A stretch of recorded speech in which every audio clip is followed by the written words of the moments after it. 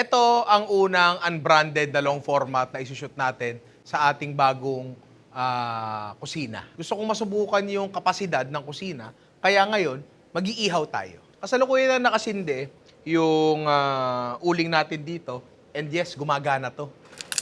Maraming salamat, Erwan Yusap. Ngayon, gahanap ako ng high protein, low fat na dinner kagabi. Pagtingin ko sa mga tirang ulam namin, adobong ang kapal ng taba, ayoko niyan. May nakita ako doon, tirang kalyos, ayoko niyan. Order ako sa Grab ngayon, hanap ako. May nakita ako. Uy, gusto ko to. Ano to? Kamay. Isda ang nakita ko. Ano isda yung nakita ko? Pampano. Bangus ang nakita ko. Bangus. Oh. Sorry. Alam mo kung ano yung sushoot natin eh. Ang nakita ko ay sinugbang bangus. Sabi ko, masarap to. Inihaw na bangus, gusto ko yan. Ang sinugba, kung di ako nagkakamali, general term siya para sa salitang inihaw. Pero nag-shorten na siya to mean na kapag sinugba, ay sinugba na isda. Parang inasal. Ang inasal ay term din para sa ihaw, pero term na siya ngayon para sa isang dish. So ngayon, usually, kapag sinasabi sa atin sinugba, inihaw na bangus yan. Or isda in general. Di order ako. Order ako. Mahal. Oh, di mahal. 400 pesos. 400 pesos pagbuhat ko dun sa kahon, putya ba't ang gaang? Yun na daw yung extra large nila. Ngayon, pag silip ko, bakit walang palaman? Manipis. Tapos ginawa ko, ginanong ko. Pagkaangat ko, may palaman. 3 pirasong kamatis. Kalahating sibuyas. Tsaka isang malungkot na pirasong luya. Sabi ko, anak ng toko ang buhay to. Eh kung gumawa na lang ako sa bahay, mas nakamura pa ako and mas masarap pa kasi mas maraming palaman. Paano kung ibahin ko yung palaman nito? Ano ang palaman na sinugbang bangus? Hindi nakikinig. Hindi nakikinig. Ano ang pangalan? Oh, palaman. Sibuyas. Kamatis. Bawang. Luya. Bawang. Walang luya. Wala ba? Meron tayong sibuyas at kamatis dito. Kasi naniniwala ako yung format na yon masarap na talaga. Kung gagawa ako nito, napaka-basic, bakit hindi pa natin i-explore? Bakit hindi pa natin baguhin? So gagawa tayo ngayon ng sinugba 3 ways, pare. Magsisimula yan, syempre, dito sa ating napakagandang boneless na bangus. And, yes, may kaliskes. Kasi kapag ito ay walang kaliskes, didikit ito sa foil. Oo, pwede rin naman gumamit ng dahon ng saging. Pero, meron akong gustong itry. May nakita kasi ako sa Facebook nung nakaraan, pre, sinugba siya. Tapos talagang apaw na apaw yung palaman. Hindi siya nakasarang ganon. Yung serving niya kasi ganyan, tapos bukas na bukas, sobrang daming palaman. Hindi ko lang alam kung kaya kong gawin yun. Susubukan natin. Meron kaming knock-knock dito. Ngayon yung knock-knock namin, minsan may mga naaabusong kanta. Isa-isahin natin. Yung mga band songs, isa-isahin natin. 4 ni Bruno Mars. Bawal yan kasi lahat ng 3 syllables pasok dyan. Oo. Oh, no si Malasi may sampagita. Bakit nga ba? Sinog! Sinog ba sila? Di ba? Masyado madali. Sugod by Sandwich. Sinog ba mga kapatid? Di ba? Napakadali. Oh, Get Me by MYMP. Akin lang ba to? Sa akin ba to? Ako ba may dahilan ito? Oh, di ba? Di ba? Oh, number 5. Yun ka by Kuya Will. Oh. Sinog ba? Oh, di ba? Oh, Harana by Parokya. Puso pa ba? Ang sinog ba? Oh, bakit Papa by Sex Bomb? Bakit Papa? Sinog ba mo pa? Oh, may amendment sa baba. Maging sino ka man. Ewan ko bakit may amendment. Hindi ko approve daw Hindi ko approve yung amendment na yan. So, yun po yung ng mga band songs kasi meron talagang mga kanta na madaling abusuhin sa aspeto ng knock-knock, di ba? Ano ang bagay na masarap isama sa sibuyas at kamatis? Electric pan. Tama, medyo makalat nga lang. Pero ano pa? Itlog na maalat.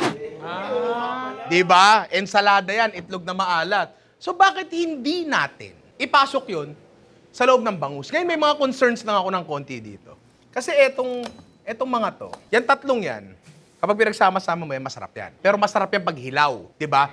Oo, kasi maalat yung itlog, yung kamatis maasim-asim, yung sibuyas sharp. So kapag pinagsama-sama mo sila sa isang salad, napakasarap.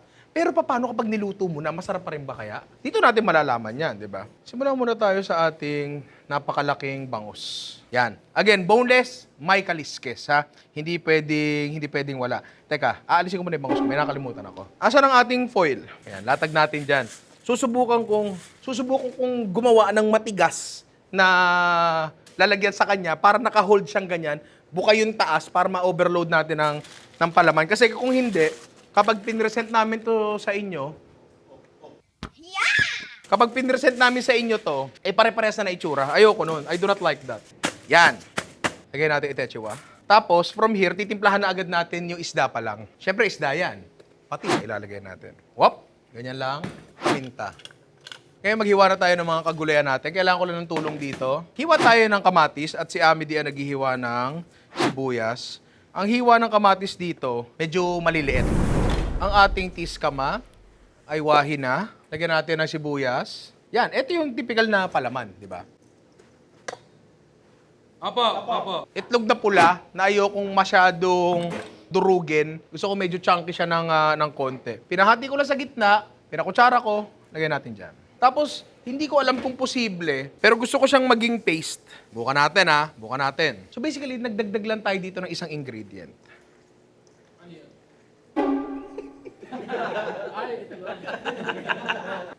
Ano? Medyo naka-hold naman siya ng konti. So kapag naka-hold na ganyan, baka maiganon ko siya. Maiganon ko siya. Gets mo yung maiganon? Maiganon. Oo. Kapag ito na ipalaman ko lahat, pre, may milagro. Ang dami nito. Ilagay mo dayan. Saan? Ngayon kailangan ko ng tulong dito. Pogi, liga dito. Oy. Okay na. Malakas magbuhat.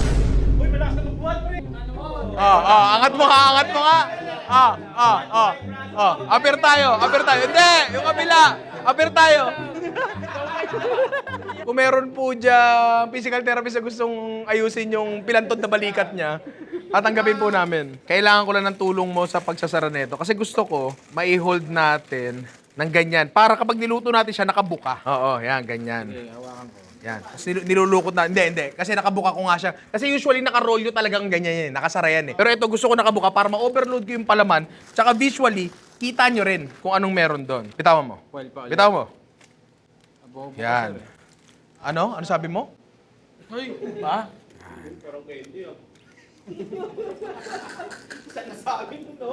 Apir.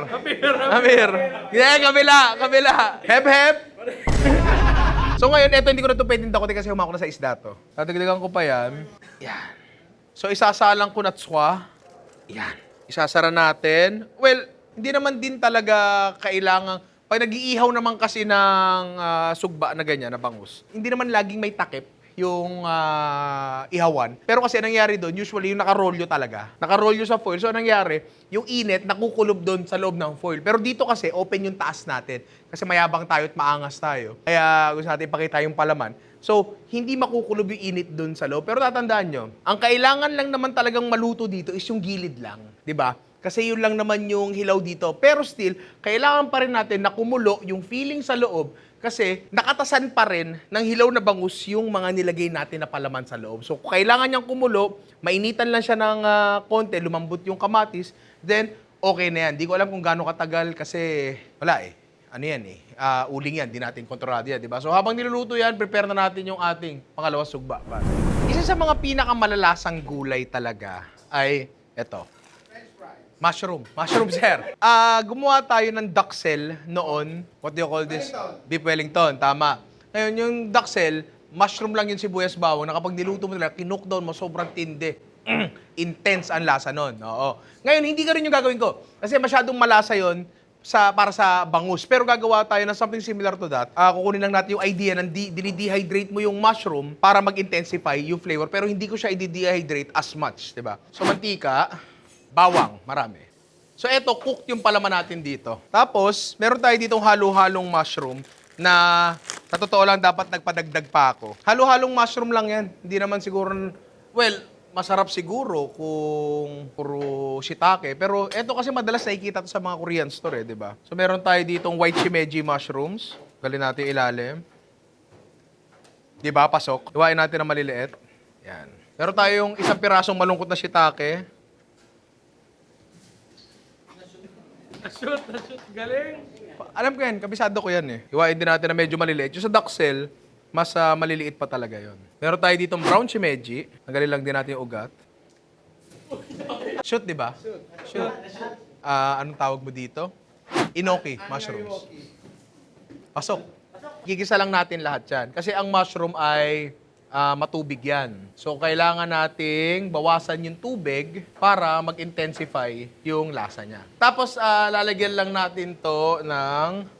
Pwede asin, pero ako, dahil guwapo ako patis. Yan, para mag-draw out ng moisture. Moisture. Tapos, isabay na rin natin sa pagtutuyo yung yasibu. Tapos, isabay na rin natin yung iskama. Ngayon, marami yung palaman na to. Ang daksel, walang kamatis ha. Gusto ko lang sabihin. Pero, feeling ko kasi kapag walang kamatis, hindi mo makukuha yung sinog vibe, di ba? So, talagang gusto ko tong medyo mag-cook daw ng konti. So, medyo matagal-tagal ng konti to. So, wala. Ang gagawin natin, hintayin natin yan, di ba? Cut. Yan. Eto na. Medyo nag-paste din siya ng konti, Nakatayo, di ba? So, okay na to. Diyan na yan. Silipin natin to. Whoop! Okay. Nakulo-kulo na. So, konti na lang to. Siguro, last 5 minutes. Palamigin lang natin ng konti ito kasi kung masyado mainit yan, maluluto agad yung isda natin prematurely. Palamigin natin ng konti habang tinatapos natin yung tapos assemble. Cut. Isa sa magiging challenge dito sa sinugbang to ay paano ko siya kukunin na hindi nadudurog. Kasi malakit mabigat siya. Yeah. Nakulo-kulo. Parang kaya mong kamayin yan, sir. Parang kaya mong tumahimik. So, luto na. Mamaya na natin titikman yan. Ngayon, gawin na natin yung isa tapos salang na natin. Hop! Timplahan na natin to. Patis. Yan. Tapos ito yung kanina hindi ko tinimplahan kasi itlog na maalat yun. Ito, wala namang maalat dito. So tinimplahan ko talaga siya. Tapos kailangan, ito pa lang, can stand on its own. Pwede nyo nang ulamin dapat to. Ulamin ko sana Kaso nagsasaing pa lang Minta. Tapos, palaman na natin to. Yan. So ito, hindi to magiging kasing siksik nung kanina. Pero subukan natin. Yan, ganyan mo siya. Lulukutin natin tong gilid. Wala pa mga knock-knock may knock-knock na. May knock-knock sa architect. Who's there? Sinog ba itong nakaupo? Nagpapasikat ka sa mga inaanak ko Ayan Tapos papalitadahan mo yan. Who's there? Sinog ba ho? Bakit kung sinog ba? Hindi, parang yun. Bakit kung inasal? Inasal ata yun, pre. Hindi. Ngayon, sasalang na natin swa. Yan. Hintayin natin maluto yan. Ngayon, turo tayo sa ating pangatlo. Una muna. Oy! Who's there? Sinog ba? Sinog ba ho? Sinog ba iibig? Sabi ko sa kanila, mag-isip pa nga kayo ng palaman na pwede sa bangus. Ang nag-end up kami sa pineapple salsa. Ako ba nakaisip nun o may nagsuggest nun? Ikaw. Ako rin. So sinabi ko na sa inyo yung problema, ako pa rin ang nakaisip. Oo. Ang pinagmula ng idea ko lagi is kailangan para siyang ensalada. Para siyang, halimbawa, ang basis niya ay magiging talagang sibuyas at kamatis. Tapos dadagdagan natin na something para tingnan lang natin kung mababago yung experience ng buong dish. Ngayon, bumalik ako sa isa sa mga paborito kong condiments, pineapple salsa, pare. So ito ay simpleng-simpleng sibuyas, kinchay, at pinya. Na feeling ko, welcome din naman dito ang kamatis. Ngayon, isang gusto ko sanang gawin dito ay grilled pineapple salsa sana. Pero una sa lahat, may laman yung griller natin. Pangalawa, medyo magiging redundant kasi i-grill na rin naman natin to di ba? So gagawa na lang ako ng pineapple salsa, papalaman natin sa loob ng bangus. So magsimula tayo sa pinya kasi dito malalaman kung gaano karami yung ilalagay natin sibuyas at kamatis. Kuhain lang natin to ng pino. Yan. May naglalaway dyan, May naglalaway. Gusto mo to? Sugapan mo na, pre. Gusto mo to? Gusto mo to? Kiss mo nga. Iwain lang natin ng maliliit. Yan, pwede na yan ganyan. Kahit di naman sobrang liliit. Kung gaano kaliit yung hiwa ng kamatis o sibuyas, pwede na yan. Kasi lalambot din naman yan. Kasi maiinitan yan, di ba? Opo. Yes, chef. Yan. Para sobra na yung pinya. Konti na lang to. Sakto to.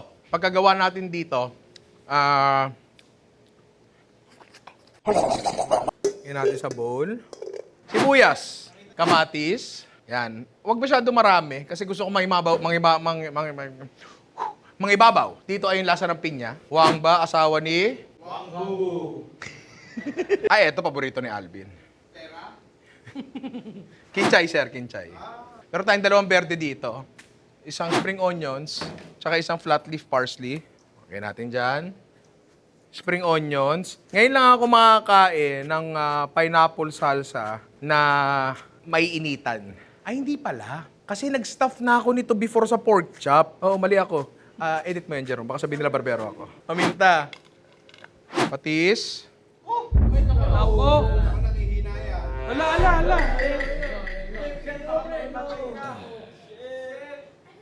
Ba't walang kumikilos? Shit lang kayo ng shit. Walang kumukuha ng patis doon. Shit lang ng shit ang walang kumukuha ng patis. Hop, okay. Galing. Ayan. Makakadalawa na tayo, pare. Last, salang na natin to. Meron ulit, 3 layers. Pero dito, mas mahihirapan tayong palamanan to ng konti. Kasi, hindi pasty yung palaman natin. So, magdadagdag ako ng 1 layer ng aluminum foil. Wala nang patis. Shit! Kasi na lang tayo. Wala ng patis sa set ni Ninong Ray. Masama sa loob ko to. Nangihina. Masama sa loob ko to. Palaman na natin to. Yeah. Pinakamaraming palaman na pwede. Yan. Pucha, pagka ganyan, yung sinugba nyo sa swimming, yung kabilang cottage sa inyo makikikain. Salang na natin yan. Saan? Dayan. Dinay. Salang lang muna natin yan. Tapos na tayo. Tapos titikman na natin yan. Whoop! Alright. Ang ganda. Order.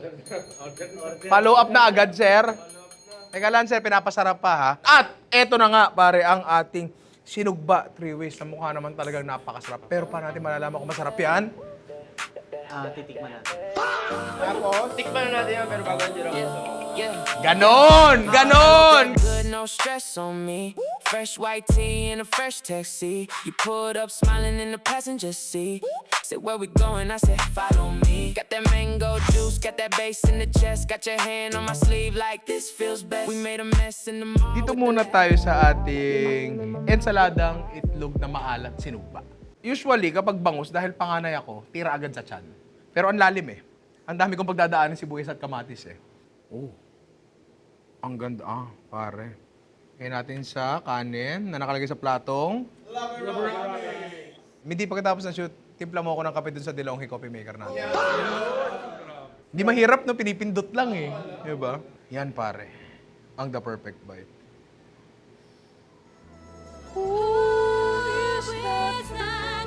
Hinay yung electric fan sa akin. The perfect bite. Ay. Sino to? Tropa po yung tropa yan. Tropa ba to? Apo, tropa yan. Yung foil tapon mo na lang, ha?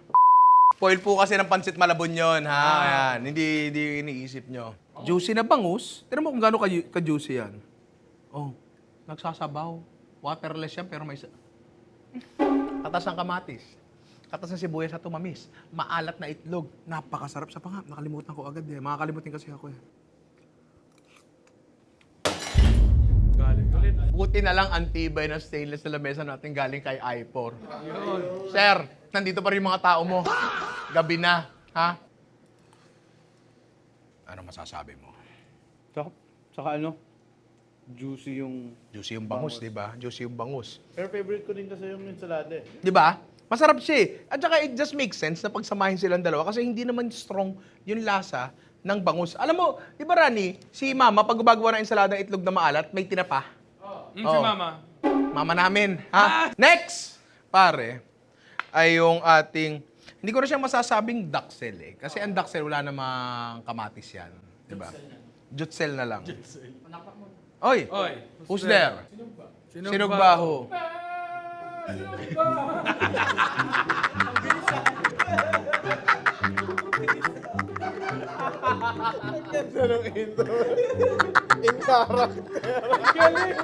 So kayo, dito naman tayo sa ating basta may mushroom siya.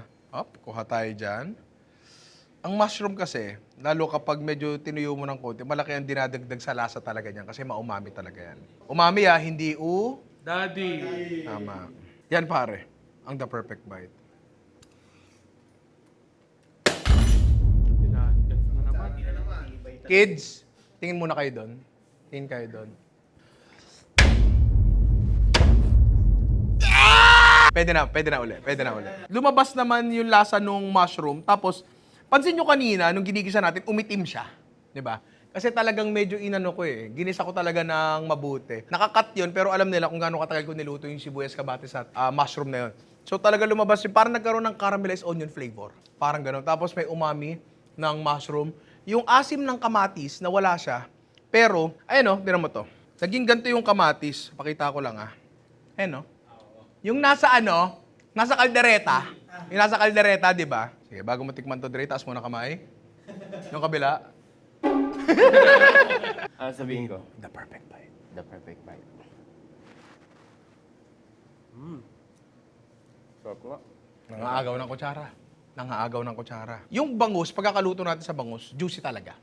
Hindi siya dry na parang picture ng manok. Minsan nangyayari talaga sa bangus yun eh. Pero dito, hindi. Kasi una sa lahat, ang dami ng palaman natin. Lahat ng katas nun, napupunta doon sa bangus, di ba? Tapos, ang maganda dito, mas strong yung lasa nito kesa dito sa ensaladang itlog na maalat, pare. Kasi, well, dito kasi, hilaw siya. So, matubig talaga yung mga gulay. And dito, inalis natin as much tubig as we can para mag-concentrate yung lasa niya. Plus, yung umami nga ng mushroom, di ba? Again, umami, hindi? Daddy. Okay. Last, pare, ay ang ating, whatchamacallit? Pineapple salsa. Ikaw na. Ikaw na dito. Tinanong Hindi, ikaw na. mo Hindi, kasi, hindi, sir. hindi, ikaw na. Sir. Hindi, ikaw na. Tampo na tuloy. Hindi na, sir. Sir, liga. Wala man lang pipigil sa inyo. Yan, pare. Ang the perfect bite.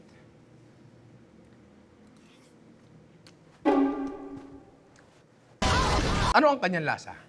Patotoo lang, sa lahat ng niluto natin ngayon, eto, ang pinaka hindi nagbago yung lasa. Bangus lang siya na parang merong pineapple salsa sa gilid. Pangit ba yung kombinasyon niya? Hindi. Masarap. Pero walang marrying of flavors na nangyari. Unlike dito sa dalawa. Kung magsaserve ka lang din ng pineapple salsa kasama ng inihaw na bangus mo, eh, ganito mo na. Para maangas, di ba? Saktong-sakto itong mga ginawa natin na ito ngayon.